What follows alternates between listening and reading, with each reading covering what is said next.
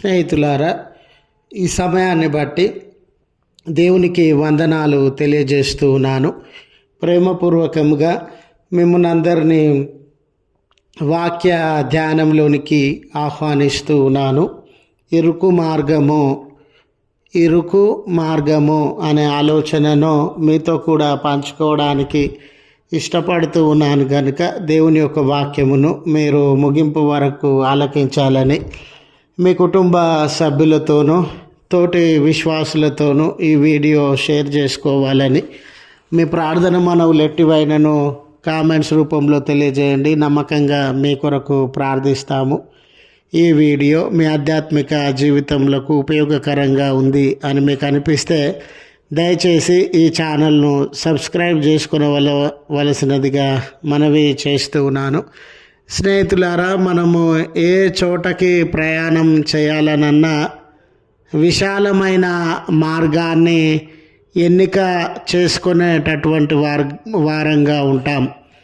ఇరుకు మార్గంలో వెళ్ళడానికి మనకు ఇష్టం అనిపించదండి. ఎందుకంటే ఇరుకు మార్గంలో వెళ్ళాలంటే చాలా జాగ్రత్తగా వెళ్ళాలి. ఎన్నో అడ్డంకులను అవాంతరములను దాటుకొని వెళ్ళాలి.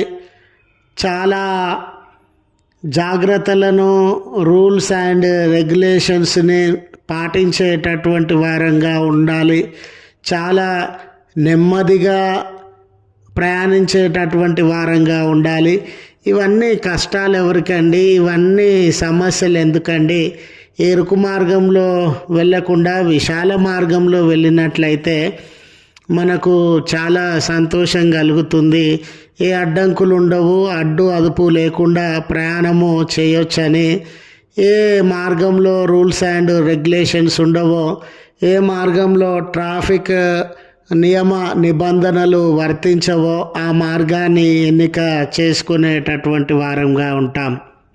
అయితే స్నేహితులారా, ఈ ప్రయాణంలో మీరు చూడండి, ఏ మార్గంలో మనం ఇష్టానుసారంగా, ఏ మార్గంలో రూల్స్ అండ్ రెగ్యులేషన్స్ పాటించకుండా, ఏ మార్గంలో మన మనసుకు నచ్చినట్లుగా ర్యాష్గా మరి జాగ్రత్త లేకుండా మరి ఏ రకమైన నిబంధనలు పాటించకుండా ప్రయాణం చేస్తామో ఆ మార్గంలో మనము ప్రమాదములకి నాశనానికి లోనయ్యే అవకాశం ఉండిందండి. ఏ మార్గంలోనైతే మనము నియమ నిబంధనలను పద్ధతులను జాగ్రత్తను పాటించి ప్రయాణం చేస్తామో ఈ ప్రమాదములను అరికట్టే అవకాశం ఉండిందండి.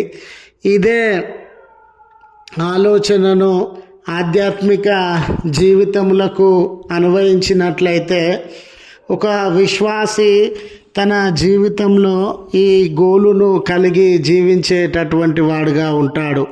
ఆ గోలు ఏమిటంటే నిత్య జీవాన్ని చేపట్టాలి. ఈ నిత్య జీవాన్ని చేపట్టడం కొరకు కూడా దేవుడు ఇరుకు మార్గాన్ని నియమించినటువంటి దేవుడుగా ఉండినాడు. ఈ ఇరుకు మార్గంలో ప్రయాణము చేస్తూ ఉన్నప్పుడు మన ఇష్టానుసారంగా మనకు నచ్చినట్లుగా తోచినట్లుగా మన సొంత నిర్ణయములు, సొంత అభిప్రాయములు, సొంత సౌకర్యములు మనకు తోచిన విధంగా ఈ మార్గంలో ప్రయాణము చేయడానికి వీలు లేదండి. ప్రభుల వారిని మాదిరిగా ఉంచుకొని ఆయన ఏ మార్గాన్ని మనకు బోధించినాడో, ఏ మార్గాన్ని మనకు చూపించినాడో ఆ మార్గం గుండెనే మనము ప్రయాణము చేయవలసి ఉండింది. ఈ మార్గంలో చాలా జాగ్రత్త అవసరము.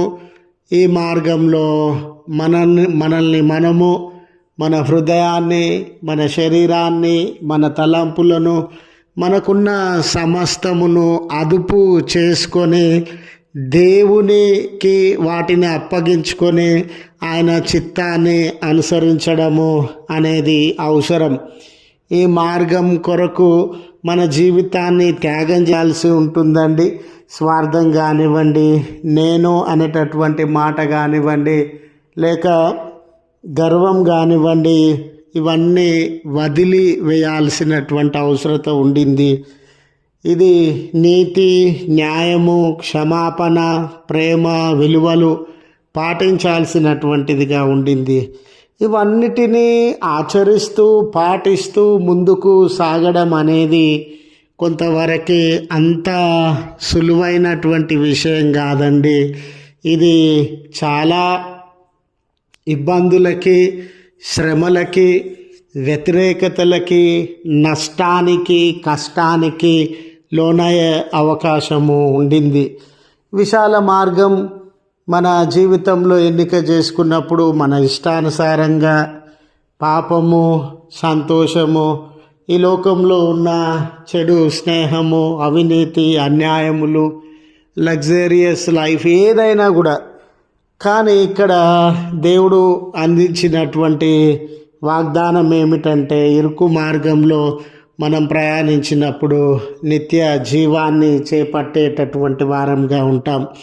కనుక స్నేహితులారా, అది మీ జీవితమైన నా జీవితమైన ఇరుకు మార్గంని మనము ఎన్నిక చేసుకున్నామా, విశాల మార్గంలో ప్రయాణం చేస్తూ దేవునికి వ్యతిరేకమైన బిడలంగా జీవిస్తూ ఉన్నామా అని మనల్ని మనము పరిశీలన చేసుకోవాలి అని గుర్తు చేస్తూ ఈ మాటలను ముగిస్తూ ఉన్నాను. ప్రార్థించుదము. కృపగల తండ్రి, ప్రేమగల మా రక్షక, నీ నామం నాకు వందనాలయ. ఈ దినం మా పనులు, మా ప్రయాణములు, మాకు ఇవ్వబడిన బాధ్యతలను సజావుగా మీ చిత్తమును అనుసరించి నెరవేర్చడానికి మీ శక్తి సామర్థ్యములను అనుగ్రహించండి అయ్యా. ఏ కొంతమందికైనా వెలుగుకరమైనటువంటి బిడ్డలంగా, ఏ కొంతమందికైనా మీ సాక్ష్యాన్ని ప్రకటించేటటువంటి బిడ్డలంగా మమ్మను ఆయత్తపరచండి. ఇరుకు మార్గం యొక్క ప్రాముఖ్యతను ఎరిగి దాన్ని ఎన్నిక చేసుకునే మనసు మాకు ఇవ్వండి. ఈ ప్రార్థనలో ఏకీభవించుచు ఉన్న బిడ్డలు చేసే మనవులను మీరు అంగీకరించండి. వారి జీవితంలో ఉన్న సమస్యలను మీరు తొలగించండి. జన్మదినం అని, వెడ్డింగ్ యానివర్సరీ అని జరిగించుకొనిచున్న బిడ్డలకు మీ కుడి హస్తమును చాచి దీవెనలతో నింపుమని క్రీస్తు పేరట వేడుకొనుచు ఉన్నాము తండ్రి. ఆమెన్. తండ్రి, కుమార, పరిశుద్ధాత్మ త్రియేక దేవుని దీవెన మనకు తోడై ఉండి మనలను కాపాడును గాక. ఆమెన్.